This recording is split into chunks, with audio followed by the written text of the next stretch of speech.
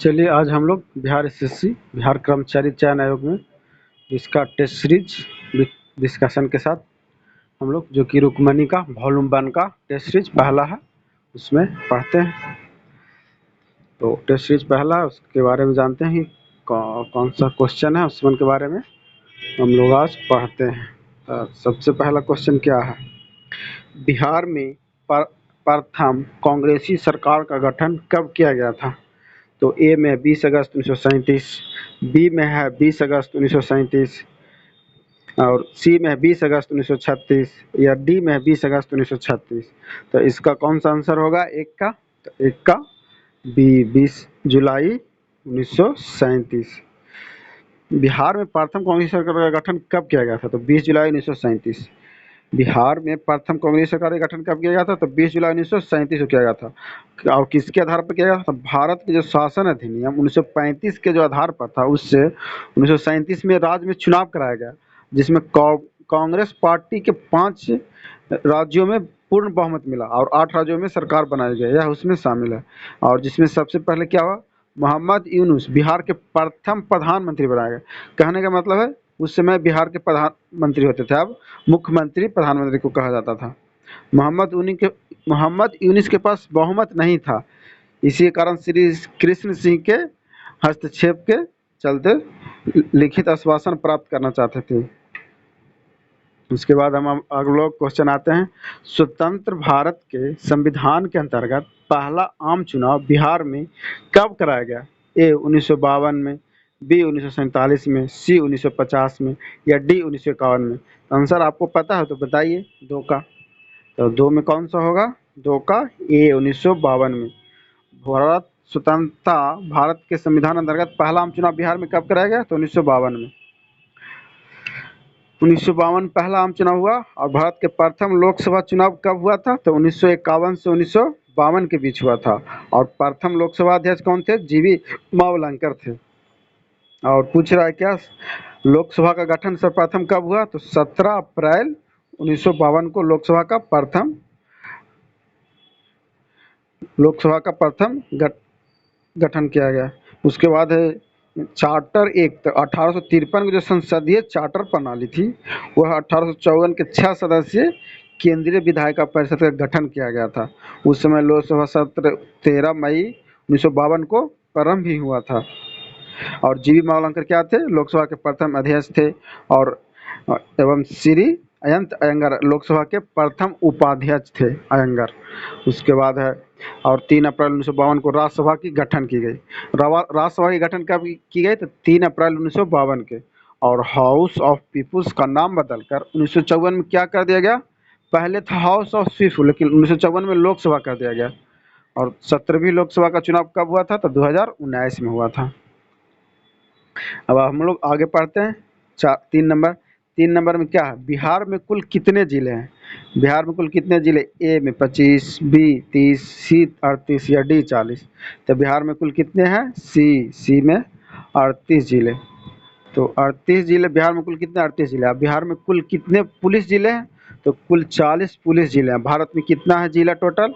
भारत में 739 जिले हैं। और सबसे अधिक कौन सा है? तो कि कौन से राज्य में है? तो उत्तर प्रदेश में 75 जिले हैं। अब बिहार में 38 जिला, जिसमें 38वां जिला कौन है बिहार का? तो बिहार का 38वां जिला अरवल है। अब बिहार में कुल कितने प्रमंडल है? तो बिहार में कुल 9 प्रमंडल है। और बिहार का राजकीय पशु क्या है? बैल।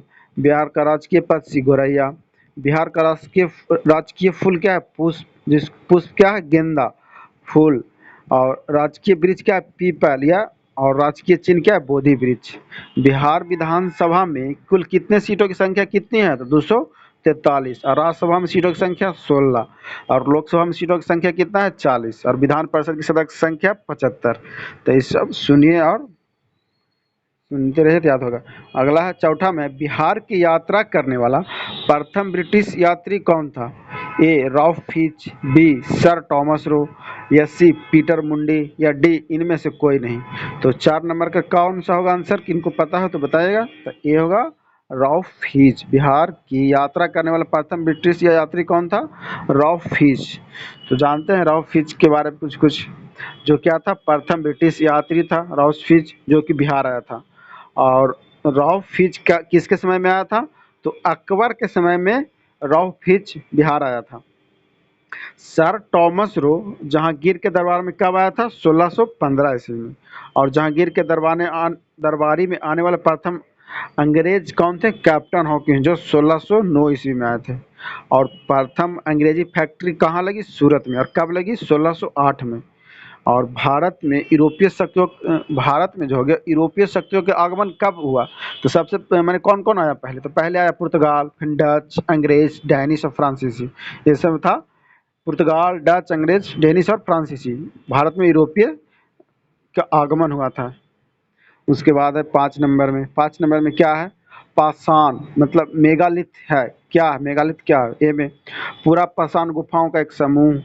या बी में चट्टान काटकर बनाए गए प्रागैतिहासिक गुफाओं के लिए प्रयुक्त एक शब्द विशेष। या सी में मृतकों के प्रागैतिहासिक स्मारक। या डी में नव पाषाण युगीन आकाशमय। तो 5 में कौन सा आंसर होगा? आप लोग पढ़े होंगे, सेट मारे होंगे तो आंसर याद होगा, तो उसको बताइएगा। तब 5 के होगा सी, मृतकों के प्रागैतिहासिक स्मारक। इसका व्याख्या देख लेते हैं क्या है। जैसे महापाषाण, जिसको मेगालिथ कहते हैं, मृतकों का टीला। तो महापाषाण क्या है? दक्षिण भारत में संस्कृति का संबंध से, महापाषाण संस्कृति का संबंध किससे, कहाँ से है?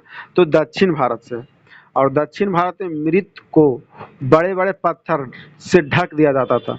दक्षिण भारत है जो नीचे, दक्षिण भारत में कौन कौन आ गया? तो आ जाएगा केरल, तमिलनाडु, आंध्र प्रदेश, महाराष्ट्र, इसमें सब दक्षिण भारत में आएगा। तो दक्षिण भारत में क्या क्या होता था? तो मृतकों को जो क्या करता था, मरने के बाद उसको बड़े बड़े पत्थर से ढक दिया था।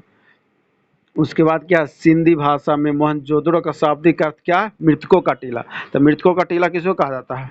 मोहनजोदड़ो को, जो कि कौन सी भाषा? सिंधी भाषा में। हड़प्पा, मोहनजोदड़ो, रोपर, लोथल और कलिबंगा सिंधु घाटी सभ्यता की प्रमुख स्थल है। सिंधु घाटी सभ्यता की प्रमुख स्थल कौन कौन सा है? तो हड़प्पा, मोहनजोदड़ो, रोपर, लोथल और कलिबंगा। उसके बाद अगला हम लोग पढ़ते हैं 6 नंबर। 6 नंबर में क्या है? दिल्ली का कौन सा सुल्तान अशोक स्तंभ को कौशाम्बी और टोपरा से दिल्ली स्थानांतरित किया? कौन सा शासक ने किया? ए कुतुबुद्दीन ऐबक ने, बी जलालुद्दीन खिलजी ने, सी फिरोज शाह तुगलक, डी मोहम्मद बिन तुगलक। तो किसने किया 6 में? तो 6 के आंसर कौन होगा? 6 का सी, फिरोज शाह तुगलक ने। दिल्ली का कौन सा सुल्तान अशोक स्तंभ को कौशाम्बी से टोपरा दिल्ली स्थानांतरित ले आया? तो फिरोज शाह तुगलक ने।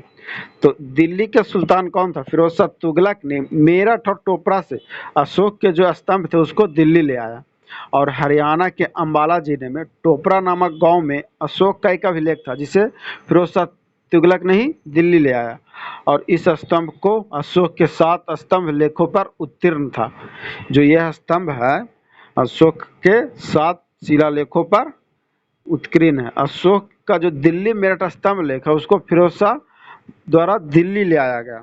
फिरोज शाह के द्वारा दिल्ली ले आया गया। और फिरोज शाह तुगलक कब से कब तक थे?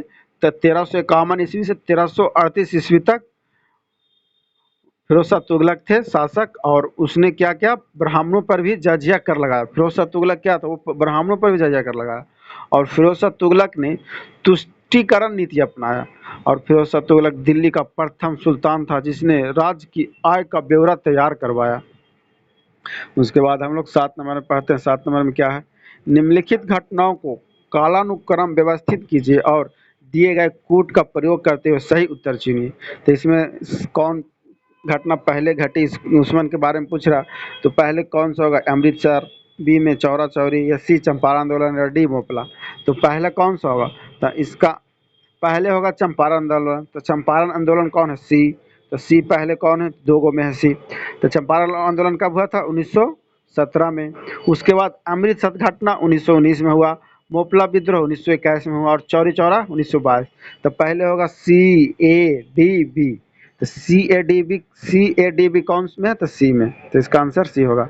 तो पहले चंपारण आंदोलन 1917, अमृतसर घटना 1919, मोपला विद्रोह 1921 और चौरी चौरा घटना 1922।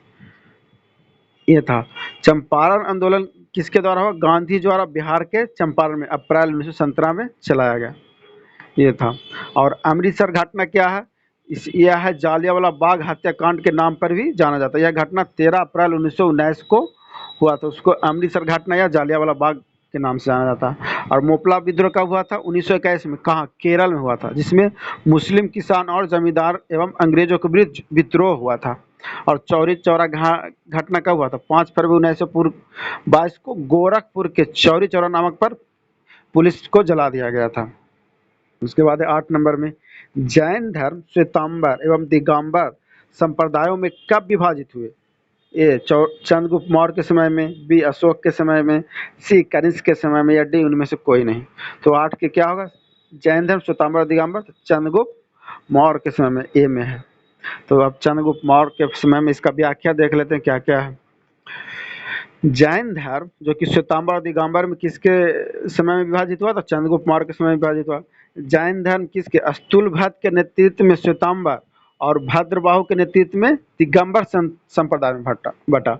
जैन धर्म किसमें बटा? तो स्थूलभद्र के नेतृत्व में श्वेतांबर और भद्रबाहु के नेतृत्व में दिगंबर संप्रदाय में दोनों बट गया। अब प्रथम जैन संगीति कहाँ हुई? पाटलिपुत्रा में आयोजित किया, जिसमें जैन साहित्य का संकलन किया गया था। और भद्रबाहु ने कल्पसूत्र नामक पुस्तक की विमोचन की या रचना की।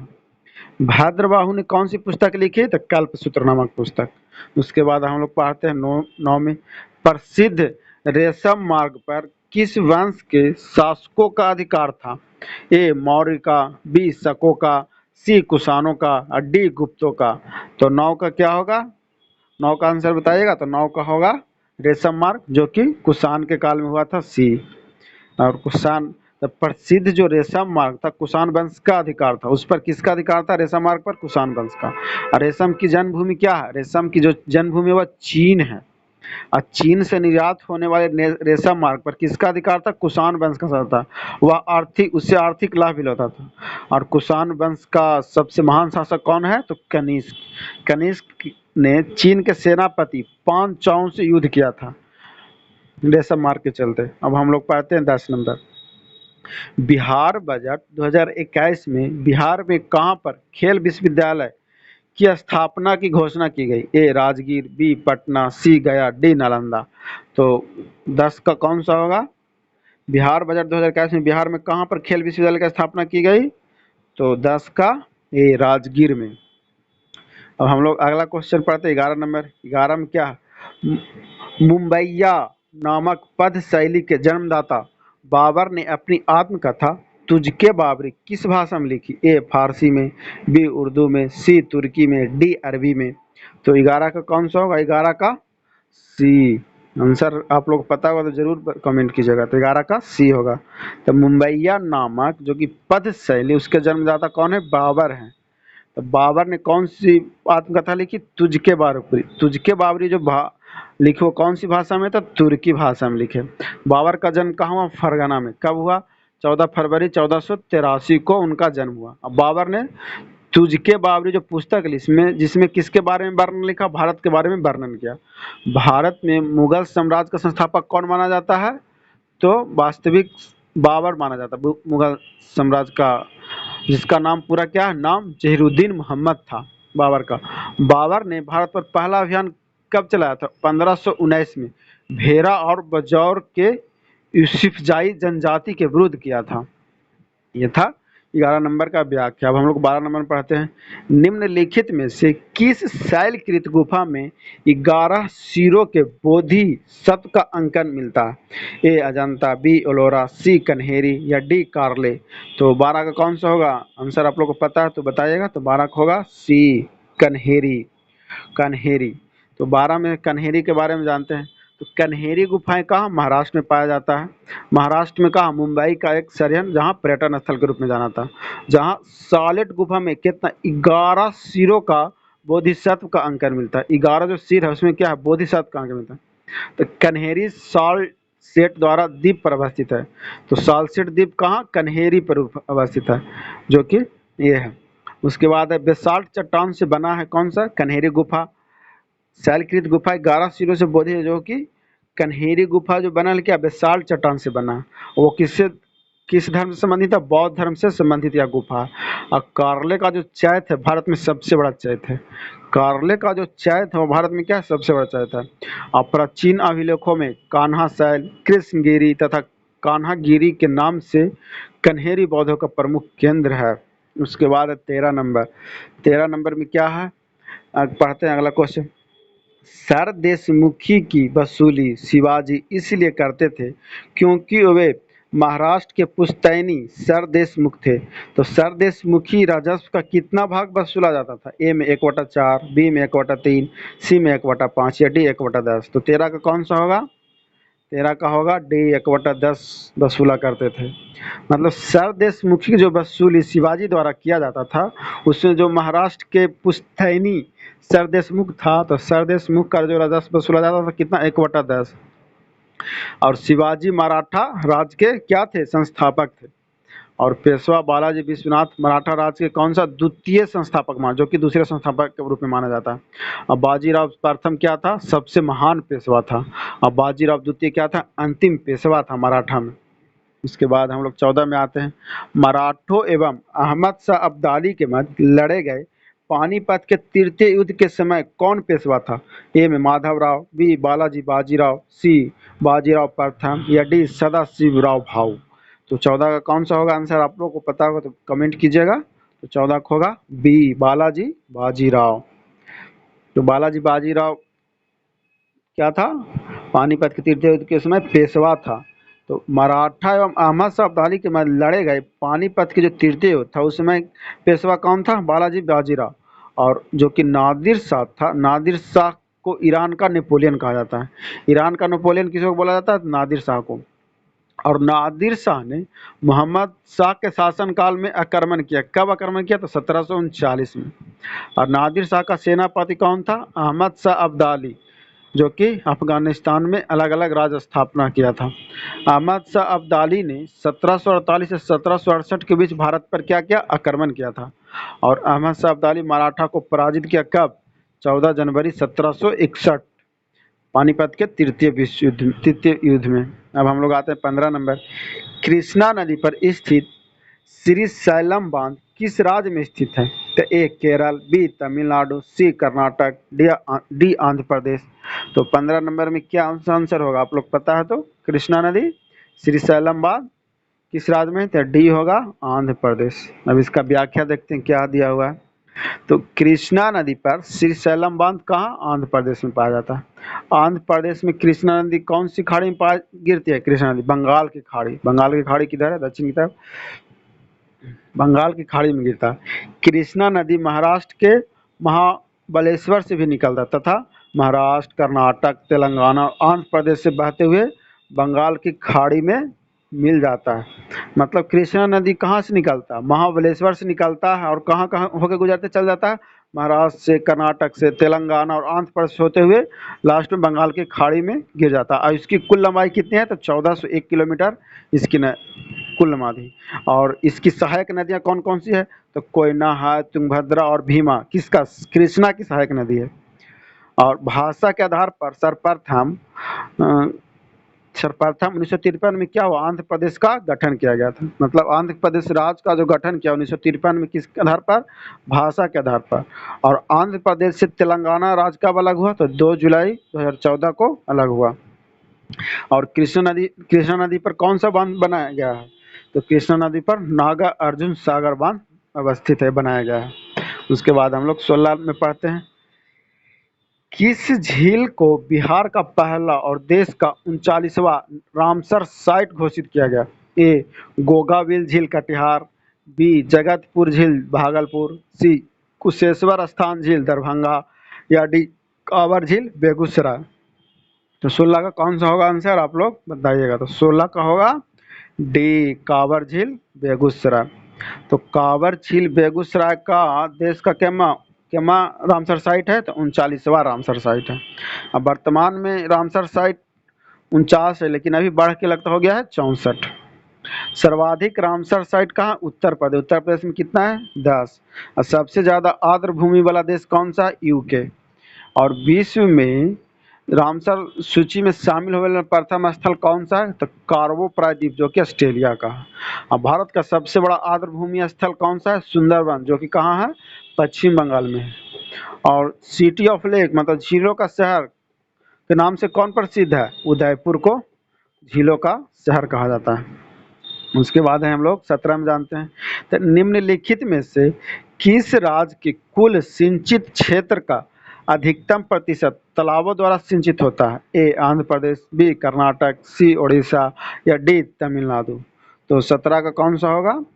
तो 17 का आप लोग कमेंट कीजिएगा। 17 का होगा डी तमिलनाडु।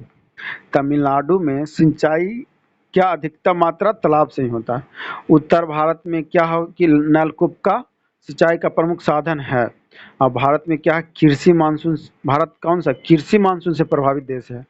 और भारत में मुख्य रूप से सिंचाई के साधन कितने प्रकार के हैं? तो 4 प्रकार। कौन कौन? तो पहला है कुआं का सिंचाई, नलकूप द्वारा सिंचाई, तीसरा में है तालाबों द्वारा सिंचाई और नहर द्वारा सिंचाई। और कुल कृषि भूमि का मात्र 40% भाग पर ही शुद्ध सिंचाई होता है और बाकी शेष परसेंट भाग पर अभी भी वर्षा पर ही निर्भर रहना पड़ता है। अब हम लोग आते हैं 18 में। 18 में क्या? सूची 1 और सूची 2 को सुमेलित कीजिए और इनके दिए गए कूटों से सही उत्तर का चयन कीजिए। तो सूची 1 और सूची 1 में सुमेलित कीजिए, कौन होगा? तो इसका होगा हंगुल। हंगुल कहाँ होगा? हंगुल होगा दक्षिण ग्राम, हंगुल दक्षिण ग्राम। बाघ टाइगर सुंदरबन। और भारतीय सिंह लायन, सी का होगा कौन सा? भारतीय सिंह लायन होगा गिर वन गुजरात। और राइनोसेरस कहाँ होगा? काजीरंगा वन। तो इसका आंसर कौन सा होगा? इसका होगा बी नंबर का। बी नंबर में ए का 2, बी का 3, सी का 4 और डी का 1, ये होगा आंसर।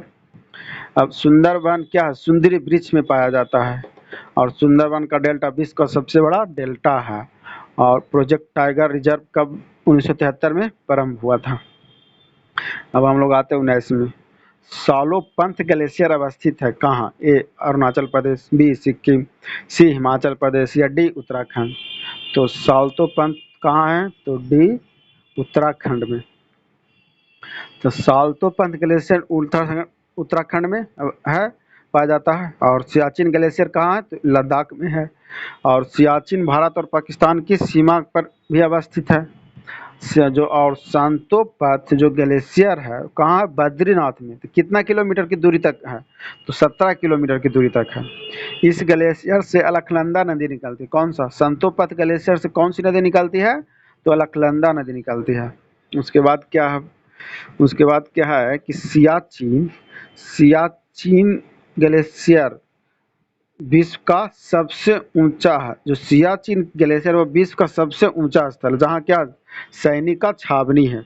और उत्तराखंड में क्या है? गंगोत्री ग्लेशियर से कौन सी नदी निकलती है? भागीरथी नदी निकलती है, जिसे अलकनंदा नदी नदी जो देवप्रयाग में मिलने के बाद कौन सा नदी बन जाता है? गंगा नदी बन जाता है। उसके बाद हम लोग 20 में आते हैं।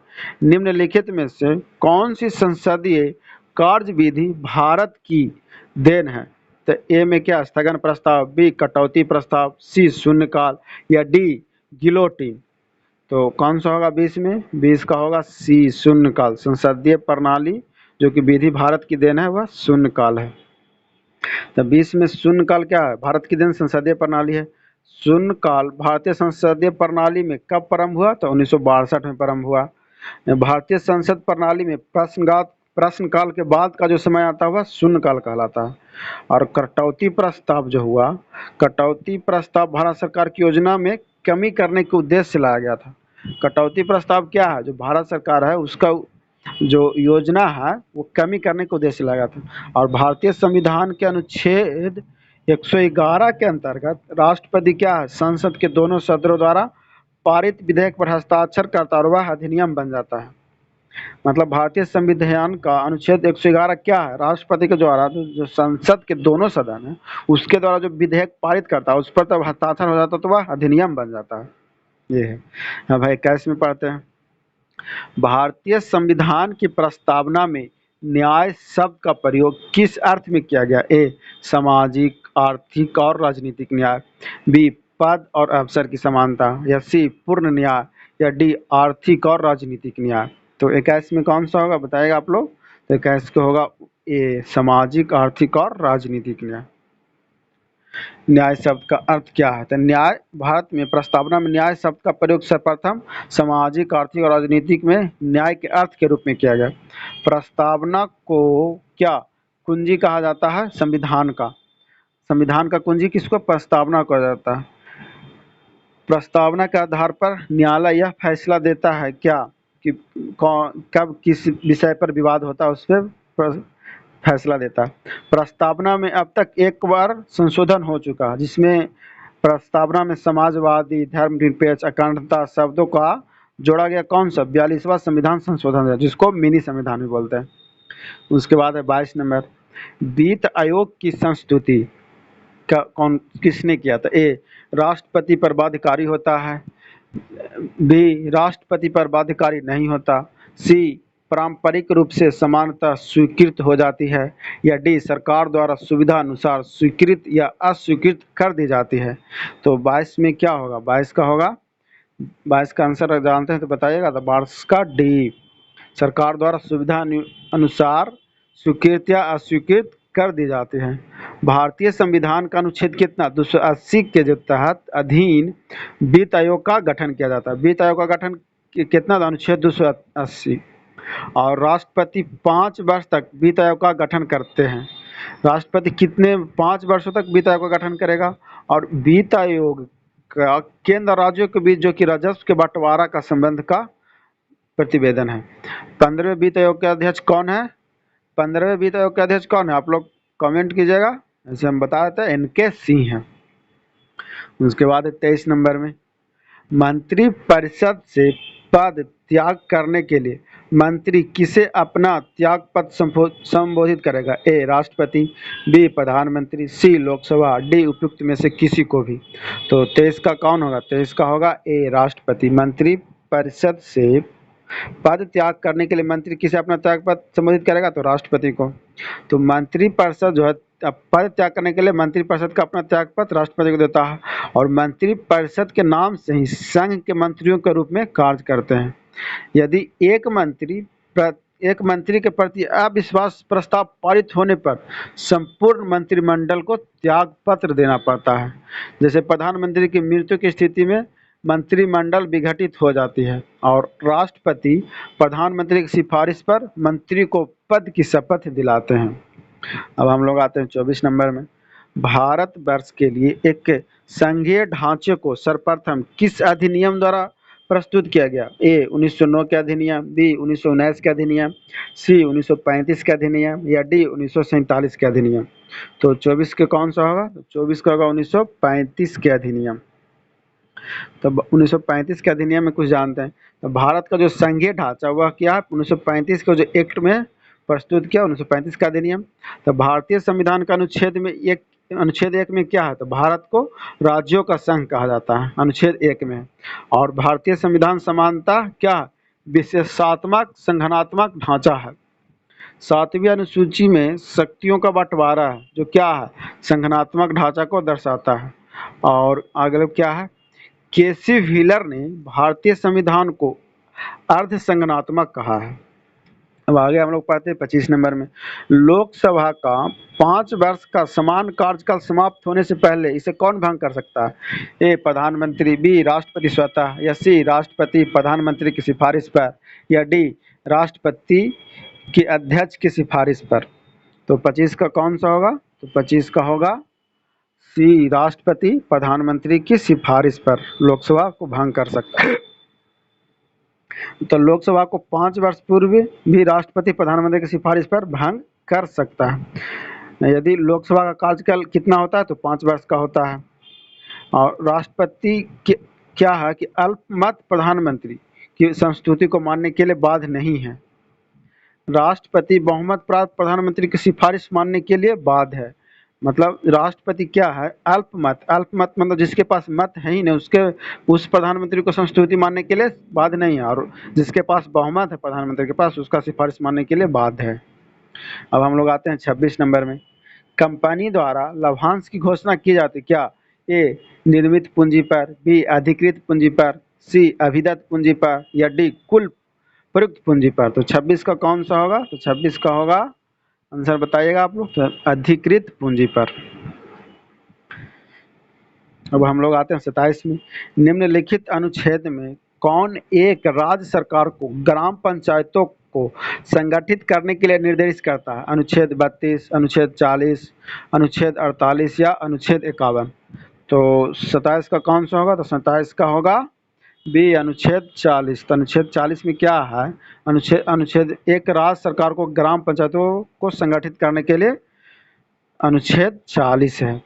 और अनुच्छेद 40 में भारतीय संविधान के गांधीवादी दर्शन माना गया था। जैसे नीति निर्देशक तत्व भारतीय संविधान के भाग 4 में अनुच्छेद 36 से 51 तक वर्णित है। और संविधान का भाग 4 लोक कल्याणकारी राज्य की अवधारणा पर आधारित है। और अनुच्छेद 1 में क्या है? संघ का नाम और राज्य क्षेत्र। अनुच्छेद 14 क्या है? विधि के समक्ष समता। और अनुच्छेद 17 अस्पृश्यता का अंत। अनुच्छेद 20 क्या है? अपराधों के लिए दोष सिद्ध के संबंध में संरक्षण। और अनुच्छेद 21 में क्या है? प्राण और दैहिक स्वतंत्रता का संरक्षण। और अनुच्छेद 21 के क में क्या है? 6 वर्ष से 14 वर्ष के सभी बच्चों को निःशुल्क और अनिवार्य शिक्षा का अधिकार। और अनुच्छेद 32 में क्या है? संवैधानिक उपचारों का अधिकार। इसमें आप लोग सुन लिए, उसको दोहराते रहिए तो याद होगा। उसके बाद 28 में एक मार्क है क्या? ए में अंडा उत्पादन हेतु एक सहकारी समिति, बी कृषकों की एक सहकारी समिति, या सी अंडों की एक विनियमित मंडी, या डी गुणवत्ता गारंटी की मुहर। तो 28 में क्या होगा? 28 का होगा डी, गुणवत्ता गारंटी की मुहर। एक मार्क जो कि केंद्र सरकार द्वारा चालू किया जाता है, जो कि कृषि उत्पादन अधिनियम कितना 1937 के अंतर्गत कृषि और अन्य उत्पादों को ग्रेडिंग और मानकीकरण के लिए प्रोत्साहित करता, ताकि इससे एक मार्क केंद्र की गारंटी हो। उसके बाद जारवा जनजाति पाई जाती कहाँ? ए अरुणाचल प्रदेश, बी मेघालय, सी मिजोरम, डी निकोबार द्वीप में। तो 29 का कौन सा होगा? जारवा जनजाति। तो जारवा जनजाति पाया जाता है निकोबार द्वीप अंडमान में। इसके बारे में और कुछ को जानते हैं सब में। जैसे जारवा जनजाति अंडमान निकोबार द्वीप समूह में पाया जाता है। यह भारत की सर्वाधिक अर्ध जनजाति में से एक है। और यह जनजाति दक्षिण और मध्य अंडमान द्वीपों में के पश्चिमी तटों पर पाया जाता है। जो जारवा जनजाति है वो क्या है? दक्षिण और मध्य अंडमान के द्वीपों के पश्चिमी तटों पर पाए जाते हैं। इसके संरक्षण के लिए जारवा संरक्षित क्षेत्र का निर्माण किया गया, जिसमें वर्तमान में कितना है? 1028 किलोमीटर क्षेत्र विस्तृत है। अब भील क्या? भील भारत की सबसे बड़ी जनजाति है और गोंड भारत की दूसरी सबसे बड़ी जनजाति है। इसमें याद करने वाला चीज़ क्या है? जैसे भील भारत की सबसे बड़ी जनजाति है और गोंड भारत की दूसरी सबसे बड़ी है। भील के बाद गोंड है। अब हम लोग आते हैं 30 नंबर में। किस राज्य में भारत की अपनी तरह से पहले और एशिया का सबसे बड़ा वैज्ञानिक पक्षी एटलस को लॉन्च किया गया है? ए महाराष्ट्र, बी बिहार, सी केरल, डी गुजरात। तो 30 में क्या होगा? 30 का होगा सी केरल। अब हम लोग 31 में आते हैं। राष्ट्रपति के निर्वाचन में निम्नलिखित में से कौन भाग नहीं लेता? ए राज्य विधानसभाओं का निर्वाचित सदस्य, बी लोकसभा का निर्वाचित सदस्य, या सी लोकसभा का गैर निर्वाचित सदस्य, या डी राज्यसभा का निर्वाचित सदस्य। तो 31 के कौन सा होगा? 31 का होगा सी, लोकसभा का गैर निर्वाचित सदस्य। तो अब हम लोग आते हैं अगला में 32 में। निम्नलिखित में से कौन सा वर्गीकरण कच्ची सामग्री के आधार पर उद्योगों का वर्गीकरण है? ए लघु उद्योग, बृहत या बृहत उद्योग, बी में आधारभूत और उपभोक्ता, सी में प्राथमिक और द्वितीयक, या डी में कृषि आधारित और खनिज आधारित। तो 32 में क्या होगा? 32 का होगा आंसर बताइएगा आप लोग। तो 32 का भी होगा आधारभूत और उपभोक्ता। इसमें थोड़ा बहुत पढ़ लेते हैं क्या है। तो आधारभूत और उपभोक्ता जो है वर्गीकरण कच्ची सामग्री के आधार पर किया जाता है। इसमें कौन कौन सा होता है? लौह इस्पात, कोयला, सीमेंट, बिजली आधारभूत उद्योग के अंतर्गत आते हैं। और संपूर्ण अर्थव्यवस्था कितने 3 वर्गों में बांटा गया। किसमें? पहला है प्राथमिक। तो प्राथमिक में कौन सी आएगा? कृषि आएगा, पशुपालन, वन, खान, मत्स्य इत्यादि आएगा। और द्वितीयक क्षेत्र में विनिर्माण उद्योग आता है। तृतीयक क्षेत्र में क्या आता है? सेवा क्षेत्र। और विकसित क्षेत्र में तृतीयक क्षेत्र का योगदान सबसे अधिक होता है। विकसित देश में किसका? तृतीयक क्षेत्र का सबसे ज़्यादा होता है योगदान। उसके बाद है 33 में, पुस्तक भारत के प्रधानमंत्री देश दशा दिशा के लेखक कौन है? ए लीसा सी, बी रशीद किदवई, सी राकेश मारिया या डी पारो आनंद। तो 33 का कौन होगा? 33 का बी रशीद किदवई। आप लोग अब हम लोग 34 में आते हैं। जो बैंक निक्षेप बिना नोटिस के निकाले जा सकते हैं उसे कहा जाता है क्या? ए में आदाता खाता निक्षेप, बी सावधि निक्षेप, सी परवर्ती निक्षेप या डी मांग निक्षेप। तो 34 का कौन सा होगा? 34 का होगा डी मांग निक्षेप। अब हम लोग आते हैं 35 में, निम्नलिखित प्रस्तावों में किसका संदर्भित संबंध संघीय बजट से है? तो पहला निंदा प्रस्ताव, दूसरा बी में ध्यानकर्षण प्रस्ताव, सी कटौती प्रस्ताव या डी स्थगन प्रस्ताव। तो 35 में क्या होगा? 35 का होगा सी कटौती प्रस्ताव। कटौती प्रस्ताव क्या है? बजट पेश होने पर जो कि मांग बहस के दौरान संसद सदस्यों को जो धनराशि में वृद्धि हो वह अधिकार नहीं है, वो कमी कर सकता है और ऐसा वे कटौती प्रस्ताव के द्वारा ही कर सकते। जैसे 3 प्रकार के होते हैं, प्रतीक कटौती, नीति कटौती और वित्त व्यय कटौती होता है। कटौती प्रस्ताव का संबंध किससे? संघीय बजट से है। उसके बाद हम लोग 36 में आते हैं, दृश्य निर्यात और दृश्य आयात के अंतर को कहा जाता है? ए व्यापार शेष, बी भुगतान संतुलन, सी व्यापार की संतुलित स्थिति या डी व्यापार से लाभ। तो 36 में क्या होगा? 36 का होगा, आंसर बताएगा। तो 36 का होगा ए व्यापार शेष। अब हम लोग आते हैं 37 में, मुद्रा अवमूल्यन का परिणाम होता है क्या?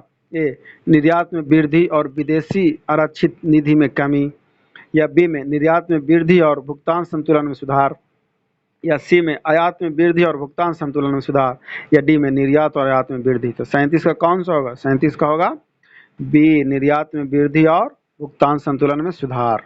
उसके बाद 38 में आते हैं, भारत में एग्रो इकोलॉजिकल जोन्स जो कि कृषि पारिस्थितिकी क्षेत्र की कुल संख्या कितनी है? ए 15, बी 17, सी 19 या डी 20। तो 38 में क्या होगा? 38 का होगा, आंसर बताएगा। तो आंसर डी होगा 20। तिब्बत के पठार की समुद्री तल से औसत ऊंचाई कितनी है? ए 2 किलोमीटर, बी 3 किलोमीटर, या सी 4 किलोमीटर, या डी 5 किलोमीटर। तो 39 का कौन सा होगा आंसर? बताइएगा 39 का। तो 39 का होगा डी 5 किलोमीटर। उसके बाद आप 40 में आते हैं, निम्नलिखित भारत में निम्नलिखित कौन सी पर्वतीय श्रेणी केवल एक ही राज्य में फैली है? ए अरावली, बी अजंता, सी सह्याद्री या डी सतपुड़ा। तो 40 का कौन सा होगा? तो 40 का बी अजंता। थोड़ा सा इसका व्याख्या देख लेते हैं। अजंता जो पर्वत श्रेणी केवल एक ही राज्य में फैला, अजंता पर्वत श्रेणी जो कि पश्चिम भारत में अवस्थित है, और अजंता पर्वत श्रेणी कहाँ? महाराष्ट्र में ही है। और भारत के जो पश्चिमी तट पर स्थित पर्वत श्रृंखला को पश्चिमी घाट या सह्याद्री कहते हैं, और पश्चिमी घाट का सबसे ऊंची चोटी क्या कहलाती है? कलसुबाई, और पूर्वी घाट को कोरोमंडल कहा जाता है। उसके बाद 41 में, पद्म भूषण सम्मान प्राप्त करने वाले भारत के पहले पैरा एथलीट कौन बने? पहला प्रमोद भगत बैडमिंटन में है, बी अवनी लेखरा पैराशूट, या सी देवेंद्र झाझड़िया जेवलिंग थ्रो, या D Bhavani Patel table tennis. तो 41 का कौन सा होगा? सी देवेंद्र झाझड़िया जेवलिंग थ्रो। उसके बाद 42 में आते हैं, भारतीय उपमहाद्वीप पर ग्रीष्म ऋतु में उच्च ताप और निम्न दाब हिंद महासागर से वायु का आकर्षण करते हैं, जिसके कारण प्रवाहित होती है। ए दक्षिण पश्चिम मानसून, बी दक्षिण पूर्वी मानसून, सी व्यापारिक हवाएं, या डी पश्चिमी हवाएं। तो 42 का कौन सा होगा? 42 का ए दक्षिण पश्चिम मानसून। उसके बाद है 43 में आते हैं, भारत के निम्नलिखित क्षेत्र में कौन सा कपास का अधिकतम मात्रा में उत्पादन करता है? ए पश्चिमी और दक्षिणी भारत, बी उत्तर पश्चिम और पश्चिमी भारत, सी उत्तरी भारत के मैदान, या डी उत्तर पश्चिम भारत और गंगा क्षेत्रीय पश्चिम बंगाल। तो 43 का कौन सा होगा? 43 का बी उत्तर पश्चिम और पश्चिमी भारत। उसके बाद 44 में, अलमाटी बांध किस नदी पर है? ए कावेरी, बी महानदी, सी गोदावरी, या डी कृष्णा। तो 44 का कौन सा होगा? तो 44 का होगा डी कृष्णा नदी पर अलमाटी बांध है। तो अलमाटी बांध किस नदी पर है? कृष्णा नदी पर है। और अलमाटी बांध परियोजना कहाँ है? उत्तरी कर्नाटक में कृष्णा नदी पर है। यह परियोजना कब बनकर तैयार हुआ? 2005 में। हीराकुंड बांध किस नदी पर है? तो महानदी पर है। और हनुमान बैराज कौन सी नदी पर है? कोसी नदी पर स्थित है। त्रिवेणी नहर गंडक से निकलता है। त्रिवेणी नहर किसे? गंडक से निकलता है। और कोसी नदी को बिहार का शोक कहा जाता है। और कोसी नदी अपने मार्ग बदलने के कारण ही बिहार का शोक कहा जाता है। और टिहरी बांध किस नदी पर? भागीरथी नदी पर। कहाँ? उत्तराखंड। भाखड़ा नंगल नथपा झकरी कहाँ? सतलज नदी पर, हिमाचल प्रदेश में। और सरदार सरोवर बांध नर्मदा नदी, गुजरात में। और हीराकुंड बांध महानदी, उड़ीसा में है। तो अब अगला क्वेश्चन हम लोग पढ़ते हैं 45 नंबर। देश के निम्नलिखित किस राज्य में सबसे पहले सूर्योदय हुआ था? ए असम, बी मेघालय, सी अरुणाचल प्रदेश या डी मिजोरम। तो कहाँ सबसे पहले सूर्योदय होता है? सी अरुणाचल प्रदेश में। देश में सबसे पहले सूर्योदय अरुणाचल प्रदेश में होता है। तो अरुणाचल प्रदेश में क्या है? देवांग घाटी है, जो कि सूर्य के प्रकाश भारत में सबसे पहले देवांग घाटी पर पड़ता है। और भारत में सबसे अंत में सूर्य अस्त कहाँ होता है? तो गुजरात राज्य में। गुजरात राज्य में सूर्य सबसे अंत में अस्त होता है। और भारत के अरुणाचल प्रदेश में सूर्योदय तथा गुजरात में सूर्यास्त के बीच लगभग कितना? 2 घंटों का अंतर होता है। भारत में विषुवत रेखा के उत्तर में 8 डिग्री 4 मिनट तथा दक्षिण में 37 डिग्री 6 मिनट उत्तरी अक्षांश के मध्य स्थित है, भारत स्थित है। अब भारत का देशांतरीय विस्तार कितना है? 68 डिग्री 60 मिनट पूर्व और 97 डिग्री 25 मिनट पूर्व के मध्य है। भारत के पश्चिमी और पूर्वी देशांतर के मध्य कितना डिग्री का अंतर है? 23 डिग्री देशांतर का विस्तार है। उसके बाद 46 में निम्नलिखित का सही कालानुक्रम क्या है? ये 46 में क्या है? 46 का शिमला समझौता या भारत सोवियत संघ, 3 फराक्का समझौता या 4 ताशकंद समझौता। तो 46 का कौन होगा पहले सही कालानुक्रम? तो पहले होगा 4 ताशकंद समझौता। तो 4 मतलब कौन है? तो 4 वाला तो ए में ही है, तो ये तो पहले से पकड़ा गया, ताशकंद समझौता। उसके बाद है भारत सोवियत संधि, उसके बाद है शिमला समझौता और लास्ट में फराक्का समझौता। तो ताशकंद समझौता कब हुआ? तो ताशकंद समझौता किसके बीच हुआ? भारत और पाकिस्तान के बीच 10 जनवरी 1966 को हुआ। और भारत सोवियत संघ की संधि कब हुआ? 9 अगस्त 1971 को शांति और मित्रता के सहयोग के लिए हुआ। उसके बाद है शिमला समझौता। शिमला समझौता भारत और पाकिस्तान के बीच हुआ कब? 2 जुलाई 1972 को। और फरक्का समझौता भारत और बांग्लादेश के मध्य हुआ कब? 1975 में। और अंतिम रूप से 12 दिसंबर 1996 में हुआ था। उसके बाद हम लोग आते हैं 47 में। भारत के बाहर विश्व के सबसे पहले योग विश्वविद्यालय का उद्घाटन कहाँ किया गया? A Tokyo, B London, C Paris या डी लॉस एंजल्स। तो 47 का कौन सा होगा आंसर? आपको बताइएगा। तो डी लॉस एंजल्स। उसके बाद है 48 में विश्व खाद्य पुरस्कार 2021 से किस भारतीय को सम्मानित किया गया था? A doctor Shakuntala Harak Singh Thilsted, B doctor Romila Thapar, C Anand Prakash Maheshwari या डी राम सेवक शर्मा। तो 48 का कौन होगा? कमेंट कीजिएगा। तो 48 का ये होगा डॉक्टर शकुंतला हरक सिंह थिलेस्टर। उसके बाद हम लोग आते हैं 49 में। निम्नलिखित में से किस राज्य ने मार्च 2023 तक सभी घरों में नल कनेक्शन देने की योजना बनाई? ए उत्तराखंड, बी असम, सी हिमाचल प्रदेश या डी अरुणाचल प्रदेश। तो 49 का कौन सा होगा? 49 का होगा डी अरुणाचल प्रदेश। उसके बाद है 50। हाल ही में नासा द्वारा जारी 10 नए अंतरिक्ष यात्रियों की सूची में किस भारतीय को शामिल किया गया? ए शिरीषा बांदला, बी शैलेश नायक, सी के सिवान या डी अनिल मेनन। तो होगा 50 का डी अनिल मेनन। वीडियो अच्छी लगी तो लाइक एंड सब्सक्राइब करें।